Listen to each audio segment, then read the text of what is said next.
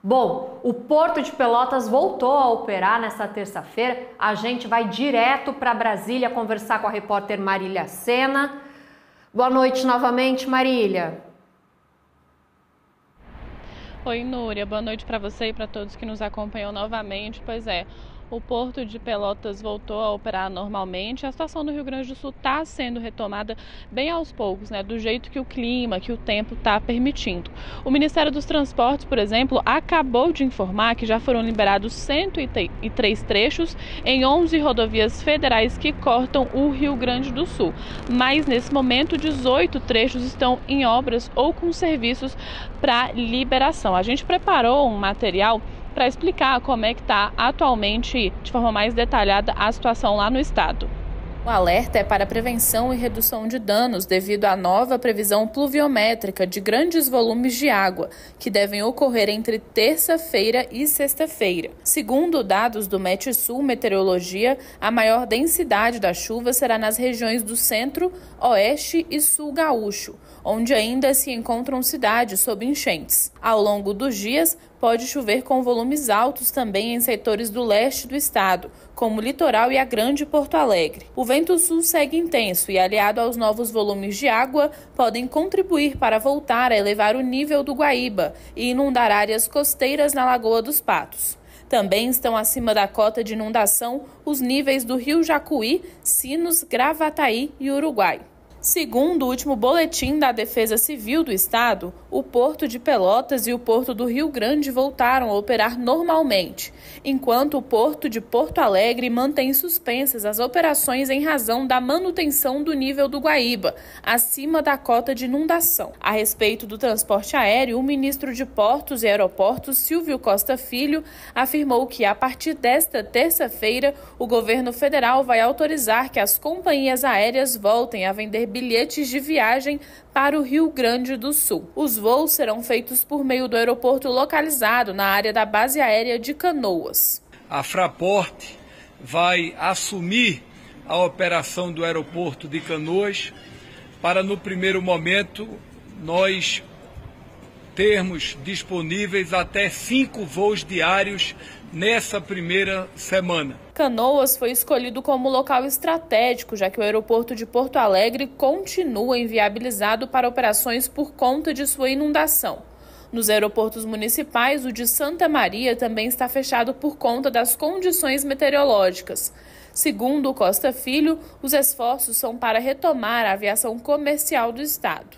A partir de amanhã também ampliar em mais 18 voos regionais, saindo de um montante de 81 voos regionais para 98.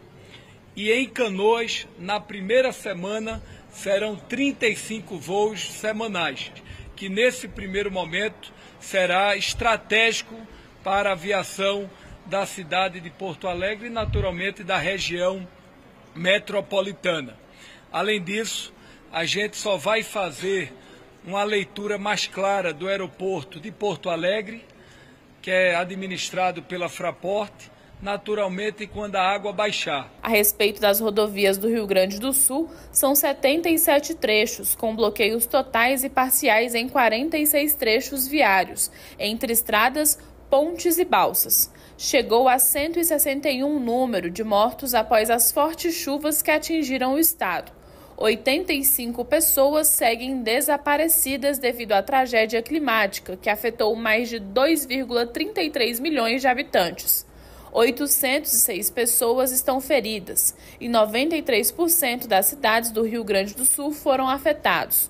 464 de 497 municípios. São 271 embarcações, 21 aeronaves, mais de 4 mil viaturas e um efetivo de mais de 27 mil agentes de forças de segurança seguem nos trabalhos de busca e resgate.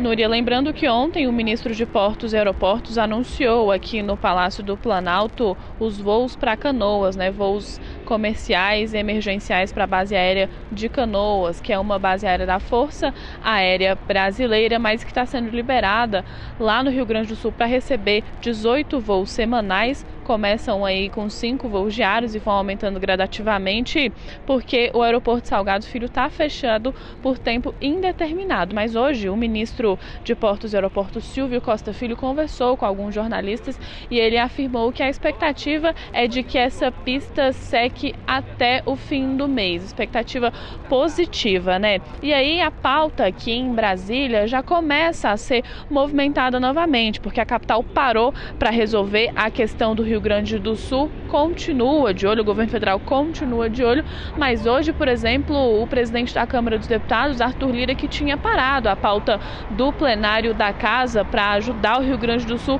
já anunciou em novas votações. Hoje já teve reunião de líderes da forma como acontecia, né, a rotina toda terça-feira. Eles se encontram para definir a pauta da semana e hoje, após essa reunião, Lira disse que o mover, aquele projeto do vice-presidente e ministro do Desenvolvimento, Indústria, Comércio e Serviços, Geraldo Alckmin, para impulsionar os carros aí a biodiesel, deve ser votado na casa hoje. Então ele começa a andar no Congresso Nacional hoje, já está na pauta da Câmara dos Deputados e aí, sendo aprovado, vai para o Senado Federal, como é o trâmite correto do Legislativo. Núria.